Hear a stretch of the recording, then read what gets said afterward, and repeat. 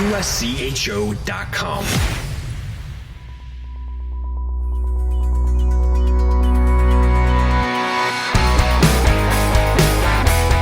Welcome to a special off-season edition of USCHO Weekend Review for Monday, June 3rd, 2024. I'm Ed Trefzger alongside Jim Connelly and Derek Schooley. Well, guys, a bit of stuff has happened since the Frozen Four. There's been the coaches meeting in Naples. There have been recommendations from the Rules Committee. We're going to get all caught up on that. But first, maybe just some quick thoughts looking back on that 2-0 win for Denver to win the national championship back on April 13th. And Derek, you and I talked about it a little bit after the game. But bottom line, Denver did exactly what they needed to do. Yeah, Jimmy and I had talked about it before the game, and they had to limit the odd man rushes. They had to protect the middle of the ice. They had to get great goaltending, and they had to capitalize on their opportunities. And they had the blueprint for success the whole NCAA tournament. They went as a high-scoring, offensive, run-and-gun team that learned how to play defense. And this was a team that had goaltending issues midway through the year. This is a team that that struggled defensively, that as the year went on, they got better defensively, they got better goaltending, played their best hockey, and found a way to get it done at the biggest time of the year. And hats off to them. They played, it proved defense wins championships, and offense was what they needed to do to get there, but defense won championships. And Jimmy, we were right on the money, and pat yourself on the back because you led right with the right questions, and we went right there, right in front of the Herb Brooks statue. Yeah, I found that game almost the exact blueprint that we talked about of how Denver could win a national championship, and especially for two periods. BC was stifled. We'll remember that for a long time, how well that defense did. And then when they turned things on, then it was the Matt Davis show. And, I had to go back and look it up. The Instat numbers. I always love looking at those. Boston College goals scored 0, expected goals scored 4.8. They were supposed to score 4.8 goals, and I'm going to assume most of those were in the third period. Maybe one on the early shot that might have either I can't remember if it hit a post or just missed the net in the first period. But they basically should have had almost 5 goals.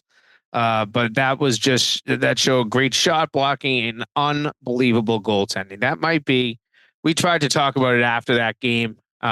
It's probably the best single-handed goaltending performance in terms of maybe stealing a game since Michigan State back, I guess that was 2006 or 7 when they beat Boston College, and it was Lurg was the goaltender for them. It was Lurg in St. Louis, and that was the last time I really remembered a goalie almost stealing a national championship, and that I think was what Davis did. He was phenomenal.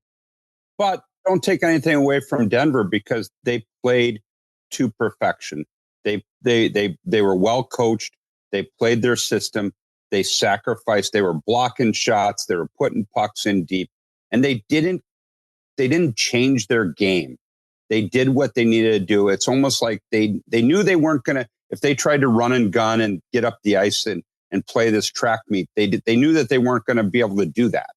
And they played to perfection. They did everything they needed to do, and everybody bought in. And yes, they got great goaltending. But it was a team effort. And yes, you have to have great goaltending to win a championship. But they did everything from the coaches on down. They did a phenomenal job. And the one thing that really stands out to me too is they took the persona of their coach. David Carl is such a calm, mild-mannered man on the bench. When you talk to him post game around the locker room, what we see of him, at least the external that he puts out, he's so calm. And I felt like that team looked calm.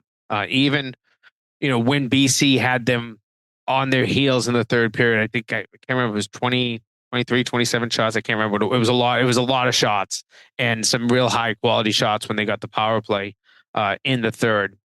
but they never panicked. And we've seen teams panic in the third period. I go back to Minnesota last year against Quinnipiac, and they kind of panicked a little in that third period and gave up a couple of goals because of that. And next thing, they lose the game in overtime. This was the opposite. A team held a 2-0 lead because of how calm they were when the kitchen sink was coming at them. And there was, I think, and this seems like so long ago now, but It was. there was the biggest, what we call it afterwards, Ed, maybe the biggest save in the history of single biggest save in the history of the NCAA championship game, the wide open net, where Davis made the save to basically preserve the shutout and preserve where it was in the game. I mean, you can argue that to the end that could have been the biggest save of all NCAA championship games. And Denver fans, college hockey fans, if you told them in February what kind of a end of the season and postseason Matt Davis was going to have, they wouldn't have believed you. He got pulled from a game where the Pioneers gave up, 7 goals? Yep. He worked with their sports psychologist, got back in the zone, and put up terrific numbers. So he was the tournament MOP and the season MVP for the Pioneers. So, yeah, it was terrific. And, great season for the Pioneers. But with that in the rearview mirror, we get to the off season. And the first place we want to start transfer portal. We're going to transfer. No, that's over too. Okay, you know good. What? As we're recording now, there are still 120 players in the portal that haven't ended. Thank God, but it's over though. Yeah. I celebrated the end of the transfer portal day. Well, and it's the last year where you'll have grad students in it from COVID. So next year should settle down. But yeah, what is there to say? You think it will? You think it will? No. I think you'll see 100 fewer players in it, but I think you'll still see a lot of movement. And you'll see movement of very good players too. I think you will see movement of very good players. And I think that you will see more coaches playing the transfer portal who have shunned it before. That's my prediction. Everybody's got to be a GM as well as a coach. We'll remember this day, Ed. We'll put this day in, and we'll come back to this day that you predicted this. Okay, yeah. We'll remember this day. Fewer people, but more activity. June 3rd. Okay. All right. Well, Naples. That's the annual meeting of the American Hockey Coaches Association. The leagues get together. The conferences get together. Actually, before we jump into some of the nationwide stuff, I just want to ask you, Derek, you got to see the unveiling of the new branding for Atlantic Hockey America. Yeah, it was. They did a good job leading up to it and tease it. And obviously, the women and the men, College Hockey America and Atlantic Hockey, were under the same umbrella, just different names.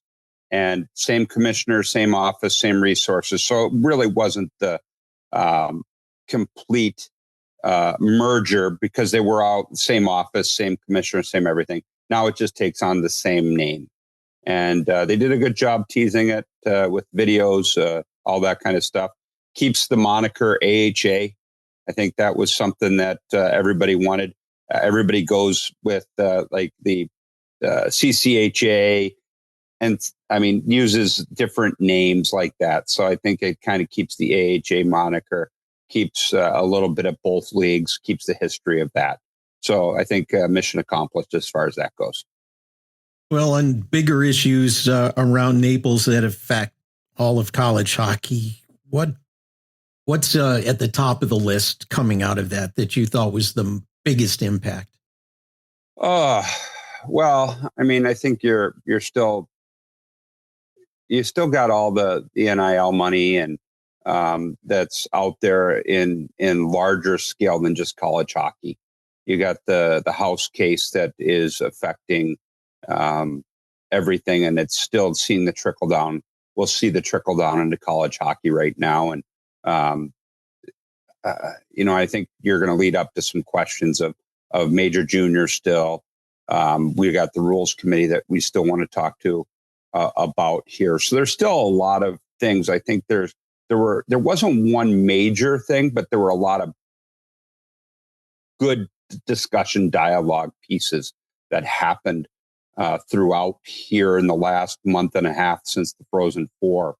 And I think that we could probably hit a lot of that as we go through here. But there are a lot of good talking points. But I mean, there are a lot of big things that will affect our game here in the next couple of years that are, and like we brought up, we joked about the transfer portal, but that's a big thing. These are all big things. But you don't know where they're going to go. And you don't know how this is going to affect moving forward, and you can't predict where it's going to go. That's the thing. The things that you can predict are the rule changes and all that kind of stuff. So, you want to jump in, Jimmy? I mean, I see you waving your hands. Yeah, I wasn't on the ground this year. And I really, honestly, when I'm not on the ground, I probably tend to learn more because I'm asking more questions. I'm literally texting with people all day as they're coming out of meetings. And the one thing that kept coming back was a lot of great talking, but not a lot of progress. Because I don't know if you can make progress. Yeah, I know. I guess that's the thing. With the CHL, it sounds like the CHL major junior conversation, there's nothing to really do, but there's now a working group. Okay, that's good.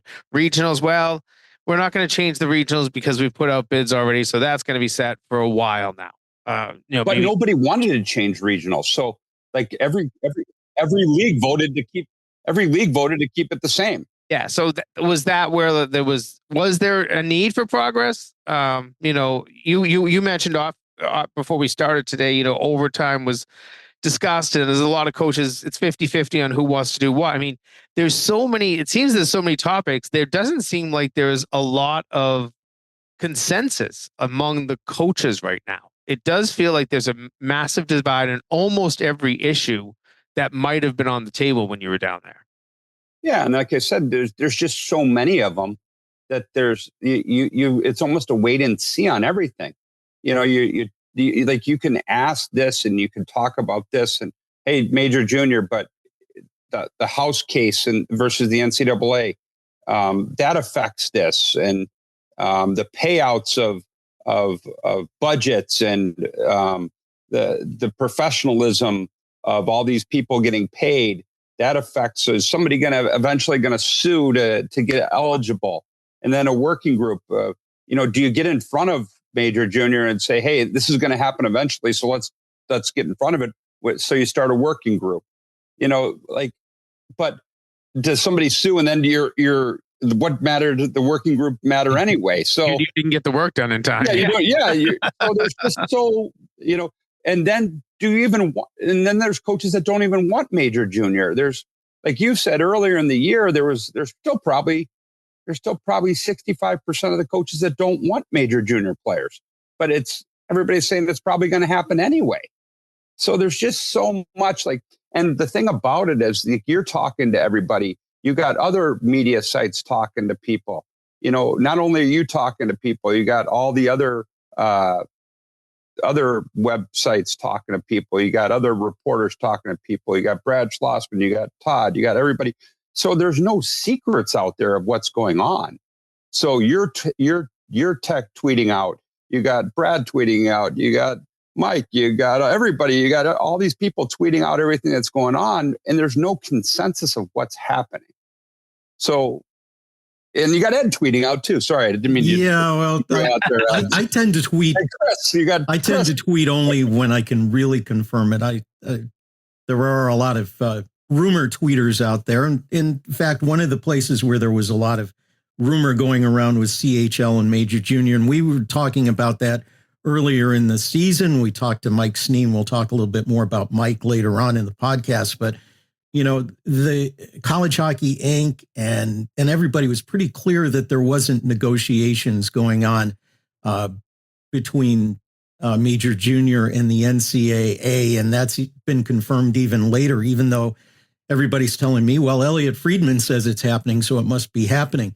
But I want to circle back to regionals. You mentioned there was pretty much a consensus to leave it as it is.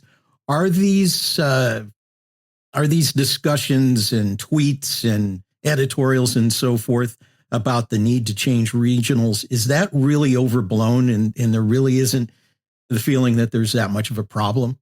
I don't know. I mean, I think everybody was happy with the regionals this year. I think I thought the committee did a good job. We talked about it at length here on the show.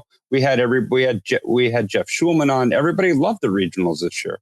I don't think that there's a need to change it right now. You know, the biggest negative right now was the fact that it was in St. Louis and they didn't have a big enough building.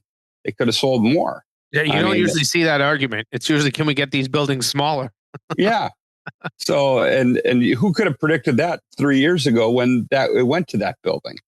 You know, and so right now, as is today, I don't think there was a big there one league, I believe, that didn't even discuss it because they knew it's not happening right now.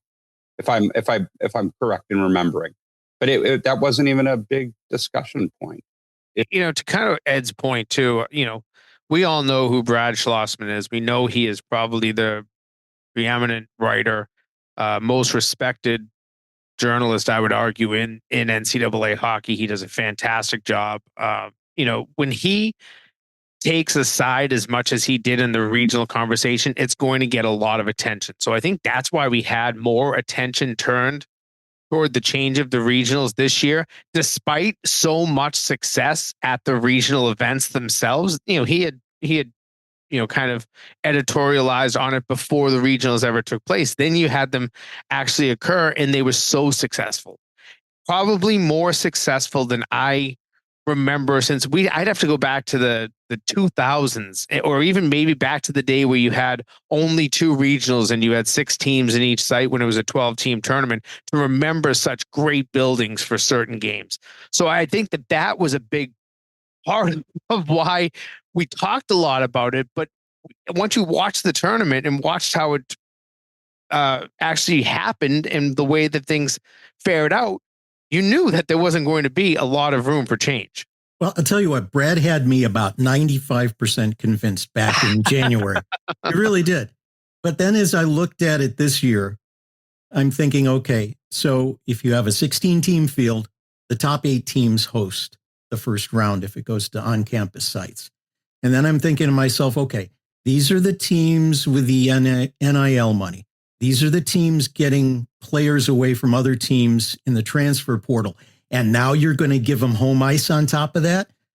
That's what changed my mind right there. I said, okay, we need to preserve some neutral ice. We need to give teams that are never going to be able to host a fighting chance in the NCAA tournament. And having some upsets in the tournament is part of it. And if you stack the deck even further for the big programs, it just didn't seem fair to me. And so that switched me back to 0% in favor of on-campus sites and 100% for neutral sites for regions. I mean, there are people that want to explore it. I mean, I'm not going to sit there and say everybody was in favor of keeping it as, that every league is in favor of keeping as is.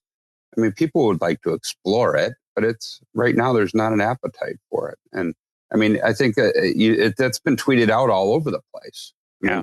I'm not saying anything that hasn't been reported all over online. I mean, I'm not giving any. I mean, no. That's the thing that, like I said, it's not like Derek's telling you something that happened in secret coaches meetings, because it, like you said, Jimmy, you talked to 5-10 people after meetings and found out, and there's other 5, 6, 7 other college hockey insiders that are finding out the same things from 5 other people. I mean, I just give you a different coach's perspective of things. And right now, I don't think it's broken right now. Talk to me again in 2 years if the committee doesn't do as good a job as they did this year. Hats off to the committee, because I think they've quieted it for now. And I also think that sometimes it's easier than others. You remember the committee, Derek, and I take out the COVID year where you had to really make an exception to how you took care of the regionals and stuff like that. Not always. I think the committee through the NCAA, and you credit Chad Tolliver a lot for this too. And Kristen Fassbender in her later years, I think, was starting to understand this. They're guiding the committee on not how to make this tournament perfect, but how to make it as good as you can. And that's sometimes where you have to land when you're seeding the tournament. I think this year, it didn't seem fair to put the, big powerhouses out in just outside of St. Louis in a smaller barn, but doing it created an unbelievable atmosphere. And then the same thing, it didn't think that, maybe it didn't feel fair to have UMass at, in Springfield, but you created an unbelievable atmosphere. I know that, that's the way that the rule book, says too, that they had to do that. But I think that there were plenty of things that people could question about the regionals, but at the end of the day, by seeding it the way the committee did, they made all of these issues of wanting to move away from regional sites and back to campuses. They almost made it go away just by the good work that they did. Well, we still got a lot to cover, including some recommendations from the Rules Committee, and we'll do that when USCHO Weekend Review returns.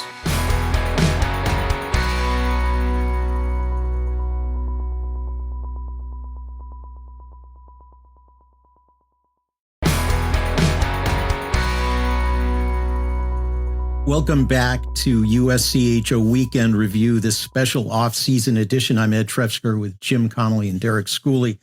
Coming out of the annual Rules Committee meeting, and this is a rule book update here, there were a few things recommended by the committee. One of them that I think we'll start out with here is a change back to a rule that matches just about everything else in hockey, which is you don't get a power play if you score on a delayed penalty. That had been changed a few years ago in the college rule book in an attempt to get some extra scoring in there. And it did give teams, on rare occasions, the opportunity, well, not the opportunity, but they were successful on rare occasions to get 2 goals out of it. And it could be a big swing.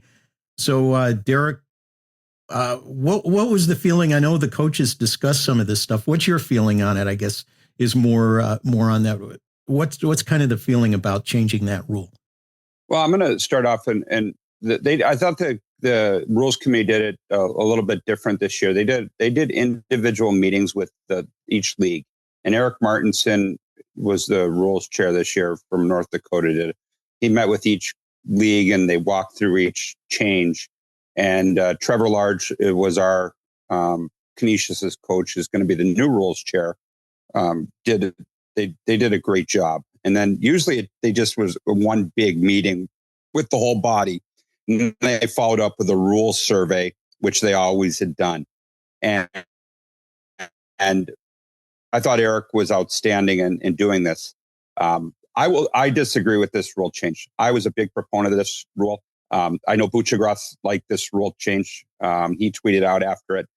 I think that in our game, we want to be like the NHL. And this was one of those rules that we got an opportunity to increase scoring because you pull your goalie, you get a chance to score 6 on 5. And then if you did, you still got the power play. To us, it happened one time this year against us. And I asked our supervisor how many times it happened. It wasn't tracked. I asked nationally how many times it happened. It wasn't tracked. I know it happened one time to us this year against us. But everybody always looked at it as a negative. Oh, my God, if you get scored on and then you get scored on again. But why can't you look at it as a positive? Why can't you look at it as a positive of, hey, we can also score and then score on the power play and it can change the game. We want to increase scoring, but we always look at everything like we want to be like the NHL, but we look at it that way conveniently. We mentioned that half the coaches want to go back to 5-on-5 in overtime, but we also never talk about, hey, why don't we go back to hand passes in the defensive zone? Why don't we have a penalty for shooting the puck over the glass? If we want to be like the NHL, because the NHL doesn't do that, then we should be like the NHL in everything. College basketball doesn't play 4 quarters. They play 2 halves. They don't play 48 minutes. They play 40 minutes. Every college hockey is different than pro hockey. College basketball is different than pro basketball. So why not have some little different rules? And the argument of, well, referees aren't the same in pro hockey as they are in college hockey. And why have the double jeopardy because we can get scored on twice? Well, we can score twice too. And I thought this was one of those rules that really separated ourselves from pro hockey and really made this a really neat rule. Now, I don't say like youth hockey, you can't ice the puck on a penalty kill. I don't say this isn't one of those rules that's really game changing. Because like I said, it happened once a year, but it was really something that separated our game. And I think we're taking a step back, in my opinion. And I'm up on my soapbox, and this is an opinion piece that I'd write if they had a newspaper. I'd be typing in my editorial comment. I just think that this is one of those rules in college hockey we could have kept because it doesn't happen a lot. But it really makes, when you pull your goalie on a delayed penalty, it really made it exciting. It really made it, because you knew that if you got scored on 6-on-5, you were going to have to then kill a power play too. And it really made that 6-on-5 with the goalie pulled on a delayed penalty that much more exciting, because you knew you were going to have to kill a penalty too. Vice versa, if you had the goalie pulled, it made it exciting because you could score and then get the power play too. So I think that we just took a little step back in the college hockey game by getting rid of that rule. And I don't like that change. If we're going to want to be like the NHL, we should do everything, but we don't have to be like the NHL. We can have little rules that are different. And we seem to want to pick and choose what we want to when we want to do that. So off my soapbox, I don't like that rule change, but that's one of the changes that we have. Yeah, I'll agree with you, Derek, on that. I kind of remember when this was put in. I want to say that Joe Britannia, the former Hockey East commissioner, was head of the rules committee, and I talked to him about it. I said, "Well, that seems like a really strange rule. It doesn't exist anywhere else." He said, "Well, we sat there and we said, why are we rewarding a team for taking a penalty and then getting scored on it at even strength? It's 6-on-5 with no goalie is the same thing as 5-on-5. You've just pulled a goalie. It's even strength. You didn't get to put the man on and keep your goalie on the ice. You didn't start the power play early, and then so it's almost like you're rewarding a team for taking a penalty and then making a defensive mistake." So I always thought the rule was good. I actually thought the NHL should have really explored it themselves, and I'm surprised that they never did. I don't know that. I think that the NHL has some fear of really making a drastic rule change like that. Because but it happened one time. We got scored on one time. I mean, I broadcast 42 games this year. Throw in postseason, and that number goes up to somewhere around 50. And I never saw it once. Not once this year did I see it. I've seen it probably in the last 6 years. I've probably seen it maybe 5-6 times. And it always seemed to happen to the same teams when it would happen. Teams that take too many penalties, and then teams that were not good defending 5-on-6. So, but I guess I agree with you, Derek. I don't know why there was a need to go back on that one. It's probably some coaches that felt grumpy that they got scored on a few times. But that means you really need to practice your 5-on-6 defense. It means you need to take less penalties. And if you're really scared about giving up 2 goals, make your penalty killers better too. You need to then kill a penalty after giving up that goal. So I wish they had left that one alone. I think we'll go through a lot of the other ones. This was the one rule that I kind of shook my head at and said, I wish they didn't change that one.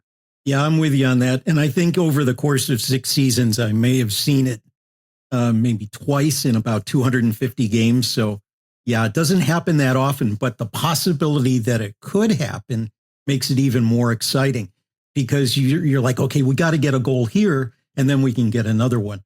But one area where things have gone in line with the NHL is the change on video review. Officials can downgrade penalties from a major to a minor or no penalty at all by looking at video. And that's in line with the National Hockey League and the International Ice Hockey Federation. I like that one. Derek, as a coach, do you agree? I mean, I don't want too much video review. We know that.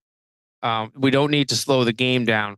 But sometimes you feel like you see something on the ice and you now want to call a major penalty. And then you go in and realize, boy, we saw it in the NHL the other night. I want to say it was Rangers, Florida. It looked like New York was going to get at least a 2-minute minor, 2-minute power play on a high stick. Then the referee went over, called it 4, and then said, we're going to review the penalty. Well, the reason they reviewed it was because the New York Rangers player hit himself in the mouth with the stick, cut himself.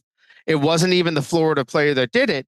And at that point, you were able to go in and say, oh, we screwed this up. The guy didn't even get high sticked. He high sticked himself.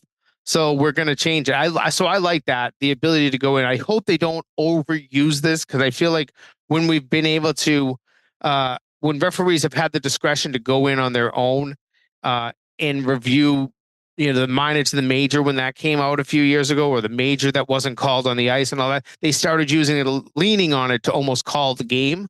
I don't want to see that. So I'm interested in see what you have to say, Derek. Yeah, and I like the ability to go to a 2. I like the ability to do different things. And Ed, we were involved in a game we had against RIT at your place that you were there. One of the RIT's players was falling, fell into our player that was hitting him, tripped, and our player hit him like he was like literally falling down, and our player hit him like it was a low hit, and hit him in the head, and they had to call a 5-minute major. And he came over and he said he tripped and he fell right into his hands, that his hands were leaning forward into the hit. And our player he goes, I have to call a 5. He hit him in the head. I go, yeah, I saw it, but our guy didn't have a chance. He goes, well, if I could call a 2, I would, but I don't have that ability. If I had the ability to call nothing there, I would. But I'm hamstrung. So this has that ability. So I do like that ability. It will make some subjectivity, which I guess there is some, ability to do that. So I do like that. It will make some gray, which now it will allow Ed to complain more on the broadcast and put his RIT glasses on, which is fine. Yeah, you know what? I'm going to say that's slightly unfair, because I try to call balls and strikes even when you know which team that I'm in favor of in the broadcast. It's like the umpire just retired. Oh, Angel Hernandez. Yeah, you're Angel Hernandez. Those balls and strikes are usually out of the strike zone. Yeah, they've been doing a better job of weeding out some of those guys in stripes, but that's as far as I'll go with that. One of the things that's going to come out of this year, too, is further emphasis on both hitting from behind and head contact penalties. And I'm going to be slightly snarky with this. Are we going to see more majors and misconducts, or are we just going to see it for 2 weeks in October and then they go back to normal? I think you're also going to see if a player turns, and if a player turns early, you might see a 2. That way too. Give him a chance to call hitting from behind. Into a non-major because of that. Which, I mean, how many times have you seen it where a player knows how to draw a 5 in college hockey now because of that? So you've got the ability as a referee now to call a 2-minute minor comparatively to a what would be a 5-minute minor, a 5-minute major. So that's a good thing. So I like that. One other thing that came out of this, playing the puck with a high stick, it's going to be a 4-foot standard everywhere on the ice, not just around the goal. Does that just make it a little easier for everybody? Yes. Should, in concept, that should really make the life of referees and linesmen so much easier, because you're trying to figure out, is it over his shoulder here? Is it? So just everybody figures out what 4 feet is. You're always thinking 4 feet then as a referee. So if you're always thinking 4 feet, maybe you'll get some of the crossbar calls closer that often get missed badly. Well, it was the other option was no standard. You could bat it wherever you wanted. That was discussed. Yes. Play it everywhere. Yeah, play it everywhere. It didn't matter. You could have it 10 feet up in the air as long as we would have been playing like tennis, like an overhead smash. Well, that's probably it for the rules. We'll look forward to the new rule book coming out this fall. Something that didn't come up in Naples and sort of blindsided everybody, it seems, was the announcement that St. Thomas in 2 seasons will be going to the NCHC. That'll be a 10-team league that'll drop the CCHA to 8 teams as they have Augustana coming in. Great for St. Thomas to go to the NCHC for that program. But what about the CCHA? They reached out right at the beginning and allowed St. Thomas in the league, even though St. Thomas wasn't going to be eligible for the postseason. And now the first year that St. Thomas can play in the NCAA tournament, they're going to be in the NCHC, and they will have abandoned the CCHA. Now, I have to think the CCHA has to be a bit miffed about this one. Yeah, I feel for Don Lucia and his staff and in the member schools too. You really did reach out at a time where St. Thomas needed some help, and you gave them a home. But I'm going to go back to the big but that I kind of have said in college athletics for a long time. You want to always be great, brethren, and you want to be able to support those around you and all of those good things. But at the end, you have to look out for yourself. And I think that that's what St. Thomas did here. For the NCHC, it's a balance too, because now you just went from 8 to 9. You've always been 8. Now you add Arizona State, you're 9. Now you've got that odd number. We had talked with Heather Weems about this when we were out in St. Paul.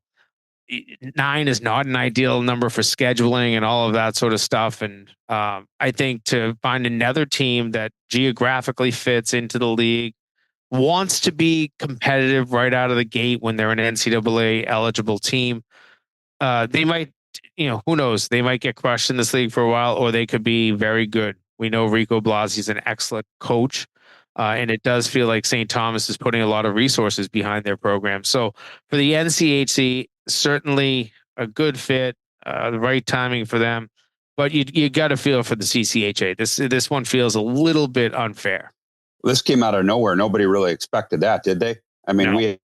we had at the USCHO party at the Frozen Four, Greg and Jessica Powers were at the party. They were walking around, the new members of the NCHC. Heather was there, and they're the new kind of king and queen of the NCHC. And Rico Blasi comes in and takes their thunder right off there.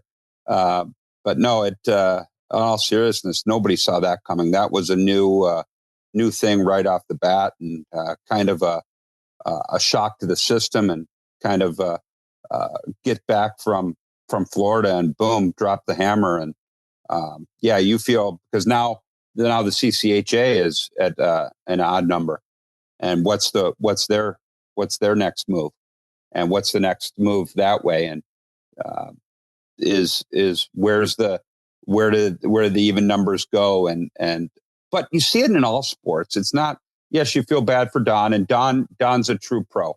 I mean, you talk about where things are going. Steve Metcalf's now the dean of all college commissioners.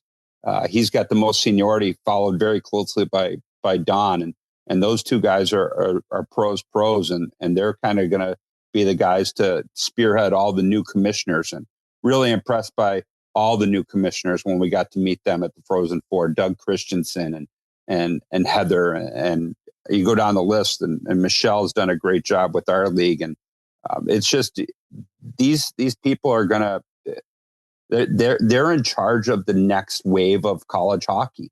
And you're going to see that. It's unfortunate, but you see it in all sports. And is this going to be is the NCHC going to be the next, what's the conference out there that they're all a part of now? What's the conference that Josh Fenton runs? Yeah, the Summit League. The Summit League. So is there going to be a new program that starts out of the Summit League? I mean, is North Dakota State going to start hockey and then want to then add? I mean, you'd heard that originally. I mean, there's going to be so many changes in college athletics. You can't predict it, and you can't hold it. Yeah, when you're looking at college athletics as a whole right now, and how many changes we've seen on that league, I mean, who 10 years ago would have ever said the Pac-12 won't exist anymore? Talk about Power 5. It's not Power 5 anymore. It's a Power 4. Power 4. You got to find a fifth one to be powerful. I don't. So it's kind of, that's why I just don't think that anybody can get too hurt by a team that makes a decision to move, because it's going to continue to happen. This is not changing anytime soon.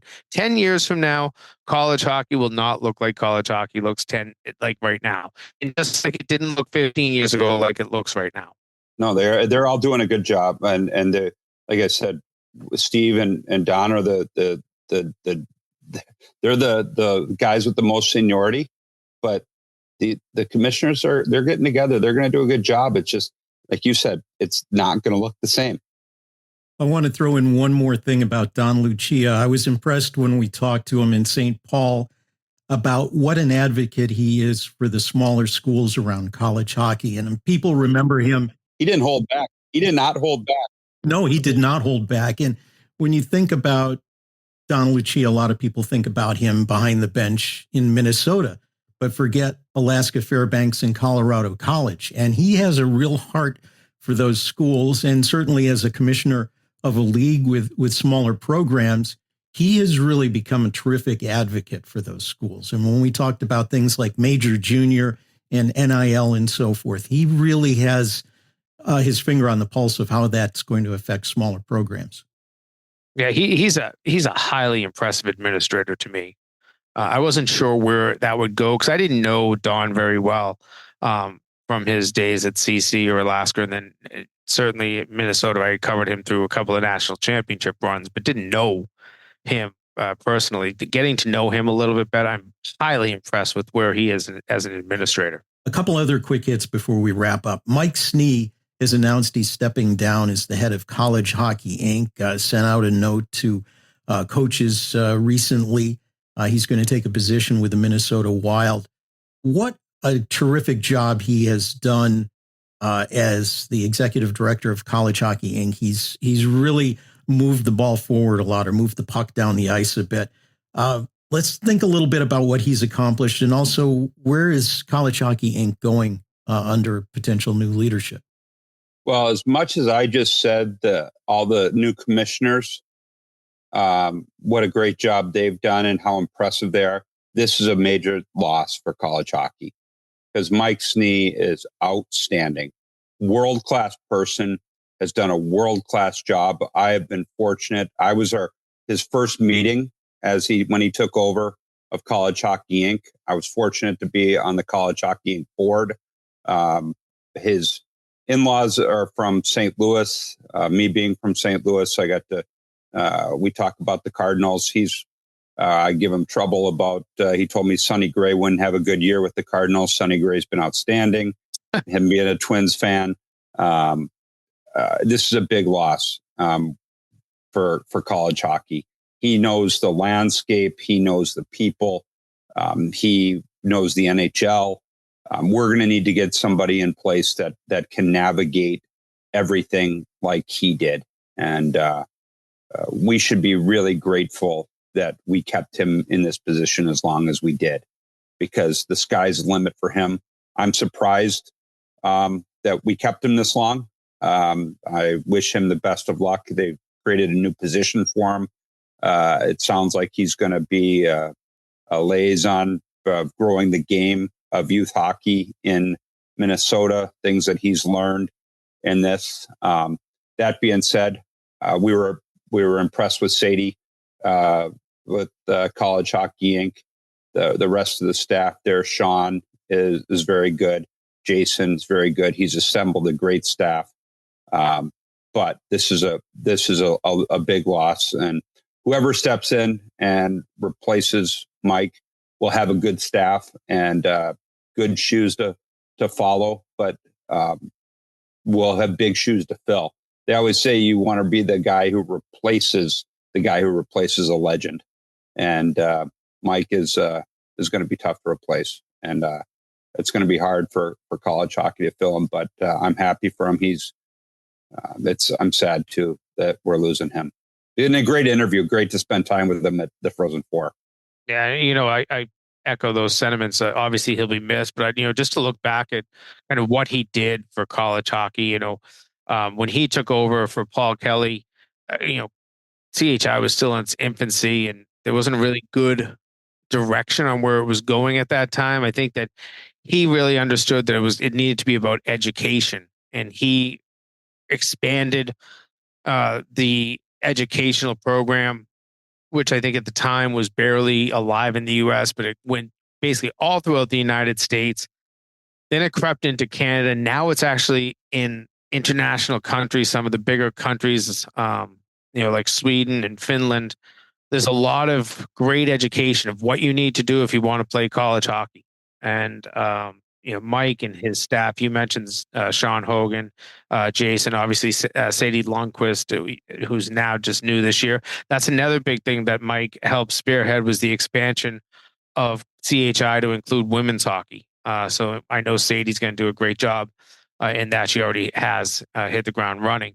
But he did a lot. And obviously he worked heavily with the NHL and NCAA to kind of tie those two organizations together, make sure that there was really good, consistent conversations, great dialogue between those two leagues, those two organizations, and found ways to make sure that this game has continued to grow. The new programs that started since Mike Snee took over is phenomenal.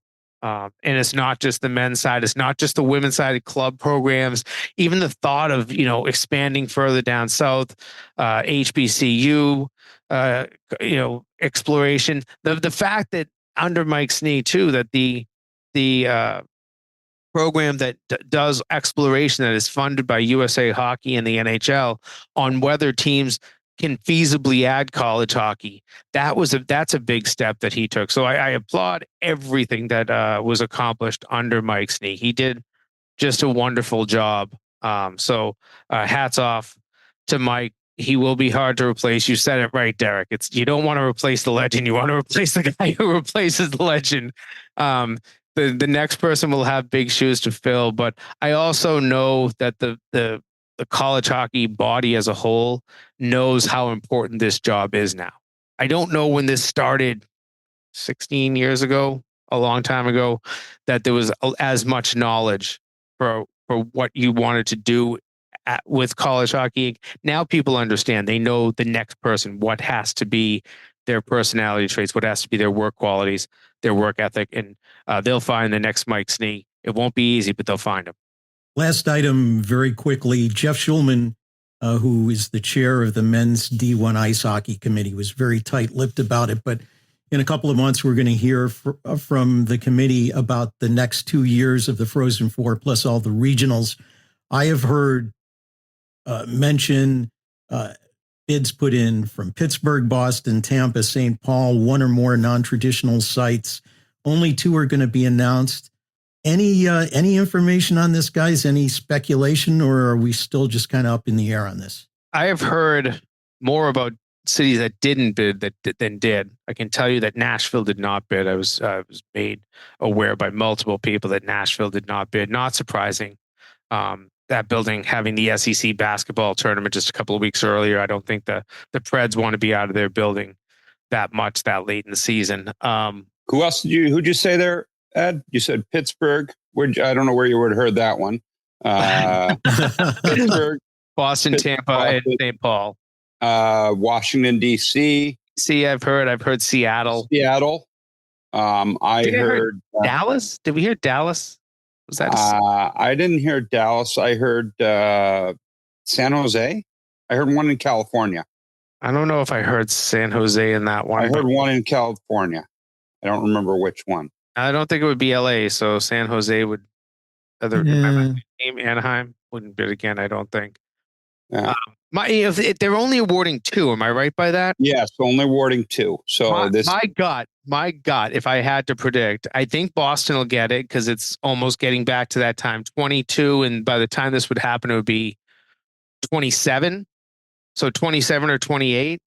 Did I say Washington, D.C.? So I think DC. Those are the 2 that intrigue me the most. We're gonna be coming off a lot of Western Frozen Fours, right? St. Paul, St. Louis, Las Vegas. So as west as you can go, I think it'll probably come back to the east. I wouldn't be surprised if it was Boston and DC. Those are 2 that I've heard multiple times mentioned.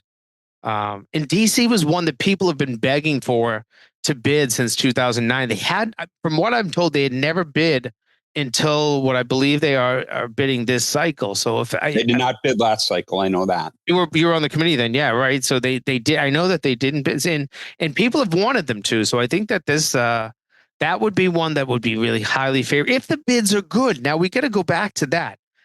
People forget this. Sometimes we say, okay, it's a good city, but I can remember when Boston didn't get it one cycle because the committee didn't think the bid was strong.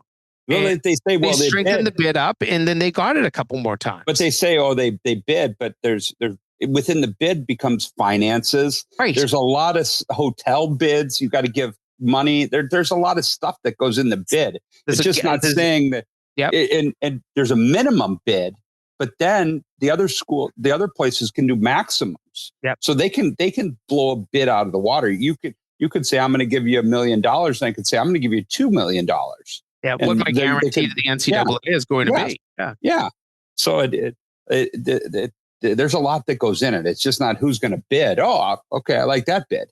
You know, I mean, let's just because we said that they didn't build. Let's say Nashville decides to bid the next cycle and puts in and says, yeah, well, we're going to do it, but we don't want to have a financial guarantee. Guess what? Your bid's going to get thrown out. Yeah. It's gone because that's one of the key parts to the bid is the finances that make it work. So that, that's some of my guesses. These are all guesses. I don't have any insight to how the committee, what discussions they have when they're in Naples. I know that it'll be finalized. I was told usually they've been, Derek, when you did it, was it December-ish you guys announced it? No, I think it was in the summer we announced it. I think, but I heard this will be in the winter. I've heard fall, so I've heard September, October. Yeah, but I think it's usually done in conjunction. All the sports now. So it's usually that they announce 50 sports at the same time, all in one day. See, when Pittsburgh got it the first time, it was in like this time of year because I was on vacation, had to come back for a press conference. I was in like July, so it used to be they would announce every sport individually. Now it's all of them together. Yeah, so that's what we have to. Kind of to know. Hey, before we go, can I throw one note in? Sure. This is a long show, so you might as well keep going. Let's go. World Championships just wrapped up over in Czechia. The Briganti brothers from Hockey East, two of the linesmen, both of them officiated one of the semifinal games. One of them actually got to work the championship game. Well, his brother was on standby for the bronze medal game. So congratulations to those officials from college hockey. They've done a lot of NCAA tournament games, NCAA Frozen Four games. Two great guys from the Hockey East region. Just want to give them a shout out as well. Well, unless there's some big news that comes up that we need to gab about, we'll see you back at this location probably right at the beginning. A whole bunch of new coaches. We had a whole bunch of new coaches named this year. Got a whole bunch of new coaches and a whole bunch of new things going on. And Jimmy renewed my contract. I'm back again. You're letting me come back. We'll have you back. No raises, but we'll have you back for year 4. Yeah, maybe we'll talk about new coaches when we get back at the beginning of October, unless some other big news breaks, and then we'll have another edition of this. So for Jim Connelly, for Derek Schooley, I'm Ed Trefzger, and this has been USCHO Weekend Review.